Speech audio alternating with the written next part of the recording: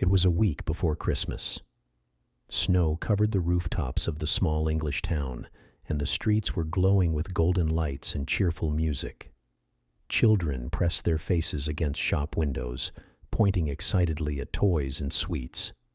But inside a tiny workshop behind an old bakery, a man named Thomas Reed sat quietly at his wooden table, lost in thought. He was a carpenter by trade, but work had been scarce that winter. His hands were rough from years of labor, and his wallet was nearly empty.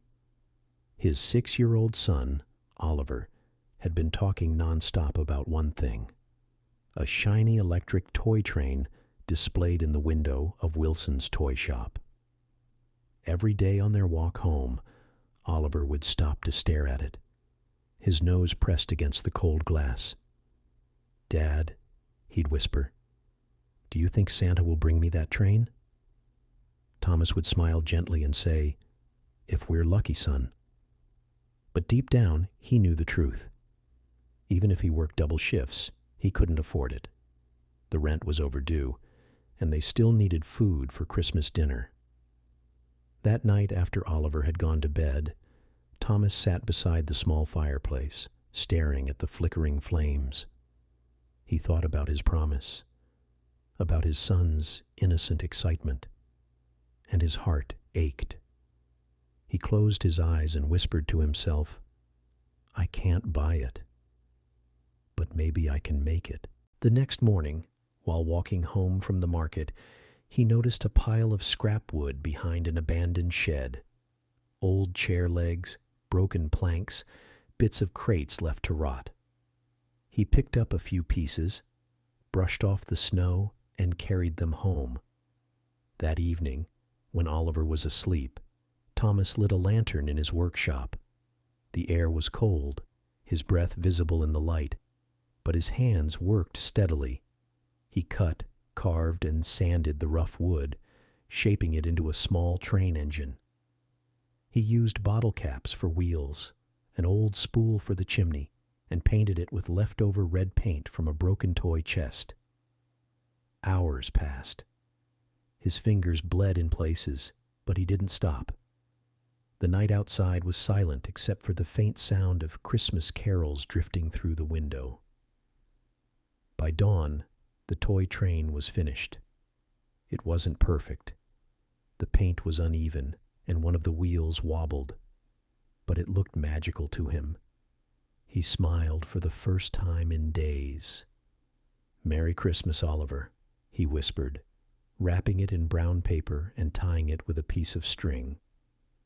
On Christmas morning, Oliver woke up before sunrise. He rushed to the little tree in the corner of their living room, his eyes shining. There was only one present underneath. He tore it open and gasped. It wasn't the train from the shop window. It didn't move on its own. But it was beautiful in a different way, warm, handmade, and painted with care. "Did you make this, Dad?" Oliver asked, his voice full of awe. Thomas hesitated for a moment, then nodded. "I did." Oliver smiled so wide it made Thomas's heart swell. "This is the best train ever," he said, hugging it tightly. "Thank you."